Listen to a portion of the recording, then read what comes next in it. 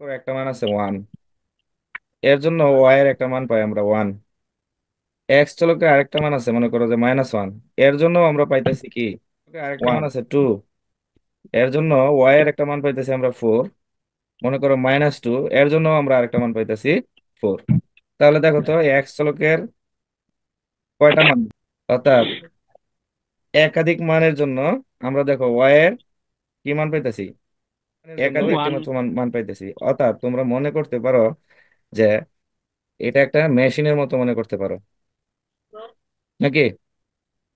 জি। কাগজটা তৈরি হয়, কাঁচামাল হিসেবে কি দেয়, কাগজের কাঁচামাল হিসেবে কি দেয়, বাঁশ জি কাঠ স্যার। এগুলো দেয়, তাই না? কাগজ, কাগজ। তাই না? তাহলে একটা জি স্যার। মেশিনে কি করতেছে, করতেছে, মানে এটা প্রক্রিয়া করেই একটা আউটপুট আমাদেরকে দিতেছে। অর্থাৎ আমরা একটা ইনপুট হিসেবে এক্স কে আমরা ইনপুট করব, ওয়াই কে পাবো। ঠিক আছে, এক্স কে ইনপুট করব, ওয়াই কে আউটপুট পাবো। তাহলে এটাকেই বলবো আমরা একটা ফাংশন। আর সংজ্ঞাটা যদি বলতে চাই আমরা, তাহলে সংজ্ঞাটা কি হবে, এরকম যে এই সংজ্ঞাটা এরকম হবে: স্বাধীন স্বাধীন চলকের এক বা একাধিক মানের জন্য অধীন চলকের কি হবে, অধীন চলকের একটি মাত্র মান পাবো, একটি মাত্র মান থাকবে।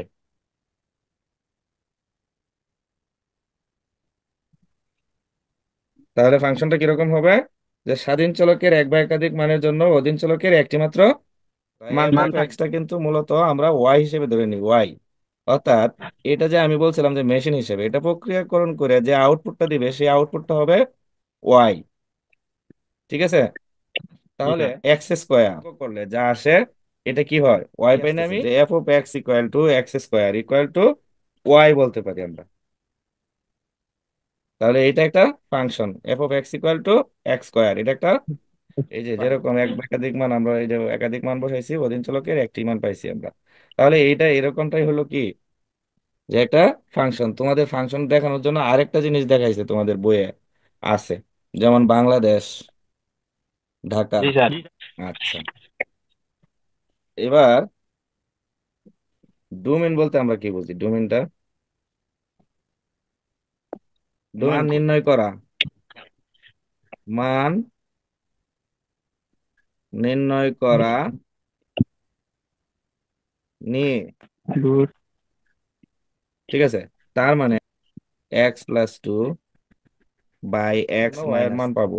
তার মানে ওয়াই এর মান নির্ণয় করা সম্ভব হবে, সকল মানের জন্য ওয়াই এর মান পাবো। এখানে এক্স এর মান গুলাই হচ্ছে তার ডোমেন। কিন্তু এখানে আরেকটা শর্ত আছে, এখানে কিন্তু সংজ্ঞায়িত হবে না কিছু মানের জন্য, শর্ত দেওয়া আছে। কি শর্ত আছে, ডোমেন নির্ণয়ের জন্য দুইটা শর্ত আমরা দেখব। নির্ণয়ের দুইটা শর্ত, দুইটা শর্ত কি কি? এক নম্বর শর্ত হচ্ছে এক্স এর সকল মানের জন্য ওয়াই সংজ্ঞায়িত, একটা শর্ত সংজ্ঞায়িত হবে। আর জি। এটা ওয়াই এর মানের জন্য সংজ্ঞায়িত হবে না। যেমন দেখো, ওয়াই সংজ্ঞায়িত হবে না এক্স এর মানের জন্য, সকল মানের জন্য। যেমন এখানে যদি 3 বসায় দিই, এক্স এর মানটা 3 বসে, তাহলে কত, দেখো নিচে 0 হয়ে যাবে না, 2/0, এটা অসংজ্ঞায়িত হয়ে যায়, হইতে পারবে না এটা। এই যে যেরকম বলছি আমি, এক্স এর সকল মানের জন্য ওয়াই সংজ্ঞায়িত নয়, তাহলে এখানে ওয়াই সংজ্ঞায়িত হইতেছে না। Something by zero, syntax error বা ম্যাথ এরর জি দেখাবে স্যার। এখানে। আরো কিছু শর্ত আমরা কি কি পাই দেখি একটু। এক নম্বরে দেখা যাইতেছে,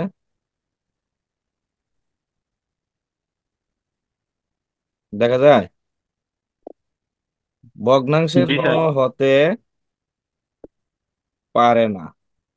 ভগ্নাংশের হর কি হবে না, আমি শূন্য। একটু আগে যেটা লিখছিলাম, x+2 x-3, এটা লিখছিলাম আগে, তাই না? এখানে জি। দেখো ভগ্নাংশের হর কত, x-3। তাহলে আমরা ডোমেন নির্ণয় করতে গেলে এরকম যদি ভগ্নাংশ থাকে, F of x equal two এত থাকে, তাহলে আমরা কি করব, বলবো যে এটা হর কখনো শূন্য হইতে পারে না। হর কত আছে, x-3 is not equal two 0। দেখো 2 নম্বরে দেখতে পারি আমরা এরকম কিছু থাকে যে x+√(x+3) এরকম থাকে না, রুট দিয়ে কিছু থাকে, তাই না? দেখো আমরা যদি এখানে 0 বসাই, তাহলে আলটিমেটলি আমরা কি পাইতেছি, 0 পাই। এর স্যার ভিতরে জিরো। যদি মাইনাস মান দেই, তার মানে কি বোঝাইতেছে, রুটের ভিতরে মাইনাস মানটা সে, তার মানে এটা নিতেছে আমরা না। গাণিতিক ভাবে বলতে পারি কি, যে x+3 অর্থাৎ রুটের ভিতরে যে মানটা আছে সেটা অবশ্যই অবশ্যই জিরো অথবা জিরো তো নিছে, জিরো ইকুয়াল টু কিন্তু জিরো মান দিছে সে, তো জিরো জি অর্থাৎ স্যার। জিরো হচ্ছে বড় হইতে হবে +2। হ্যাঁ, এরকম ফাংশন জি যদি স্যার। থাকে তাহলে লগের পরে এই যে জায়গাটা আছে, এই জায়গাটা কি হইতে হবে সবসময় শূন্যের চেয়ে বড় হইতে হবে। তার জি। এর ক্ষেত্রে কিন্তু মাইনাস মান গ্রহণযোগ্য না। জি স্যার। তাহলে মোটামুটি ডোমেন নির্ণয়ের জন্য আমরা এই শর্তগুলো মেনে চলবো, তাহলে আমাদের ডোমেন নির্ণয়ের আর কোনো ঝামেলাই থাকবে না। আমরা ভগ্নাংশের ক্ষেত্রে আমরা দেখলাম যে হর is not equal to root ওভারের ভিতরে যা থাকবে সেটা অবশ্যই শূন্য অথবা শূন্যের চেয়ে বড় হবে। হ্যাঁ, বড়। হ্যাঁ, এই জি। তিনটা শর্ত এখানে। এটা একটা সেট এ, আর একটা সেট আছে বি। এখন দেখো এ সেটের উপাদান এ, বি, সি। এ সেটটা যদি এক্স হয় আর এটা ওয়াই হয়,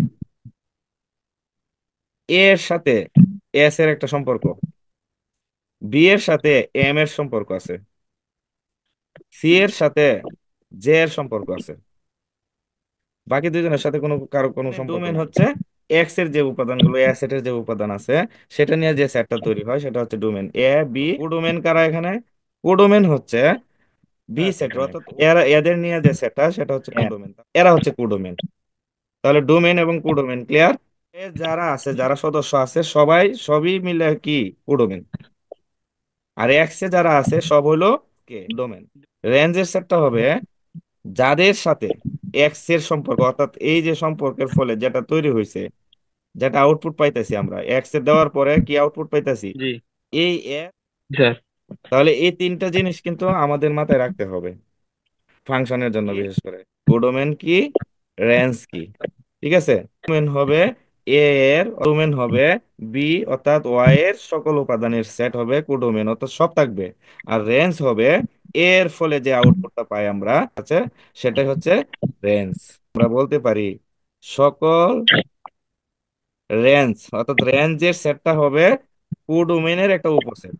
সকল রেঞ্জই কোডোমেন। দেখো সকল রেঞ্জের সকল উপাদান, রেঞ্জের সকল উপাদান কোডোমেনে আছে না? দেখো কোডোমেনের সকল উপাদান কিন্তু রেঞ্জে নাই, এটা ইউনিয়নের মতো সকল এখানে সকল উপাদান থাকবে কোডোমেনে, কিন্তু সেটা রেঞ্জে থাকবে না।